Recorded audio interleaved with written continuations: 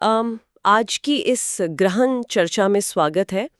आज हमारा मिशन है यूएस और ईरान के बीच जिनीवा में चल रही बेहद अहम और तनावपूर्ण बातचीत का एक निष्पक्ष विश्लेषण करना। हाँ, और ये विश्लेषण जरूरी इसलिए है क्योंकि स्थिति तेजी से बदल रही है। बिल्कुल। मतलब इस पूरी स्थिति को थोड़ा डिटेल में समझें तो ये मुद्दा वाकई बहुत बड़ा है। अगर हम 2003 के इराक युद्ध के बाद देखें तो मिडिल ईस्ट में ये सबसे बड़ा यूएस मिलिट्री बिल्डअप है।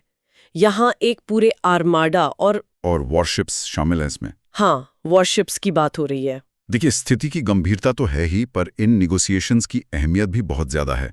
ओमान के बदर अल बुसैदी जो इस बातचीत को मीडिएट कर रहे हैं, उन्होंने बताया है कि दोनों पक्षों ने नए विचारों के प्रति एक अनप्रेसिडेंटेड ओपननेस यानी एक अभूतपूर्व खुलापन दिखाया है। वही तो। लेकिन अचानक से ये खुलापन क्यों? क्या दोनों देशों को ये एहसास हो गया है कि मिलिट्री टकराव का नतीजा बहुत भयानक हो सकता है? टेबल पर देखने से लगता है कि दोनों तरफ के दिग्गज शामिल हैं। यूएस की तरफ से स्टीव विटकॉफ और जैरेड कुशनर हैं, जबकि ईरान की नुमाइंदगी अब्बास अरागची कर रहे हैं। और एक तरफ प्रेसिडेंट ट्रंप डिप्लोमेसी की पेशकश कर रहे हैं, पर साथ ही लिमिटेड मिलिट्री स्ट्राइक की धमकी भी दे रहे हैं। और उधर ईरान ने भी साफ चेतावनी दी है कि किसी भी हमले का पूरी ताकत से जवाब दिया जाएगा।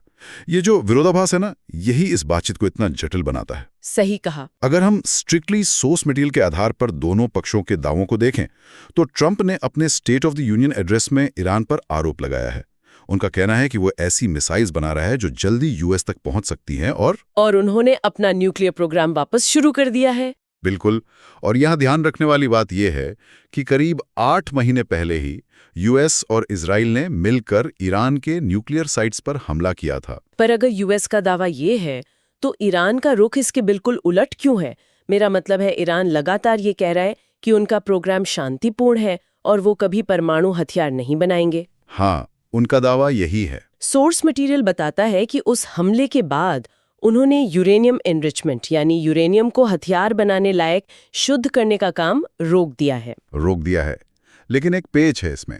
उन्होंने IAEA यानी अंतर्राष्ट्रीय परमाणु ऊर्जा एजेंसी के इंस्पेक्टर्स को उन डैमेज साइट्स पर आने की इजाजत नहीं दी है, जो कि एक बड़ा संदेह पैदा करता है। यही बातचीत में सबसे बड़ी अड़चन है। पर कुछ नए रास्ते भी खोजे जा रहे हैं। जैसे ईरान के पास जो करीब 400 किलो हाईली एनरिच्ड यूरेनियम है, उसको लेकर एक रीजनल कंसोर्डियम बनाने की चर्चा हो रही है। इसका मतलब आपस में मिलकर आसपास के देशों का एक ग्रुप बनाना जो इस प्रोग्राम की निगरानी करे। हाँ, और इसके बदले में ईरान चाहता है कि उसकी अर्थव्यवस्था पर लगे सैंक्शंस हटाए जाएं। और यहाँ आकर ये कहानी और रोचक हो जाती है। ईरान ने कुछ मुद्दों पर बात करने से साफ इनकार कर दिया है। वो अपनी बैलिस्टिक मिसाइल्स और अपने एक्सिस ऑफ रेजिस्टेंस पर कोई समझौता नहीं चाहते, जिसमें हमास, हिजबुल्लाह और हुतीस शामिल हैं। बिल्कुल। शायद इसलिए क्योंकि यही ग्रुप्स मिडिल ईस्ट में उनकी सबसे बड़ी ताकत है। वहीं दूसरी तरफ इजरायल के पीएम नेतन्याहू का दबाव है कि कोई ऐसी कड़ी डील होनी चाहिए जो इन सबको खत्म करे। ट्रंप की डिप्लोमेसी और नेतन्याहू की इन सख्त मांगों के बीच का टकराव चीजों को और मुश्किल बना रहा है। कुछ यूएस मीडिया रिपोर्ट्स तो यहां तक कहती हैं कि एडमिनिस्ट्रेशन के कुछ लोग ईरान में रेजीम चेंज या सत्ता परिवर्तन का लक्ष्य रखते हैं। यही वजह है कि इसका असर सिर्फ बाहर नहीं बल्कि यूएस की घरेलू राजनीति पर भी पड़ रहा है। मार्को रूबियो ने हाल ही में गैंग ऑफ 8 को एक क्लासिफाइड ब्रीफिंग दी है। गैंग ऑफ 8 यानी यूएस सेनेट और हाउस के 8 सबसे टॉप कांग्रेशनल लीडर्स। हाँ, जिन्हें सबसे खुफिया जानकारियां मिलती हैं। इस मीटिंग के बाद डोमेस्टिक पॉलिटिक्स में हलचल मच गई और चक शुमर ने आवाज उठाई कि एडमिनिस्ट्रेशन को जनता के सामने इसका स्पष्टीकरण देना चाहिए। सही बात है। इसका मतलब यूएस के अंदर भी बेचैनी है। तो आखिर ये सब इतने अहम मुकाम पर क्यों है? क्योंकि ये सिर्फ 2 देशों का मसला नहीं बचा है। अब पूरी दुनिया की सिक्योरिटी और स्टेबिलिटी जिनीवा के उस टेबल पर टिकी हुई है। इस विश्लेषण के आखिरी हिस्से में स्थिति को एक नए नजरिए से देखना जरूरी है।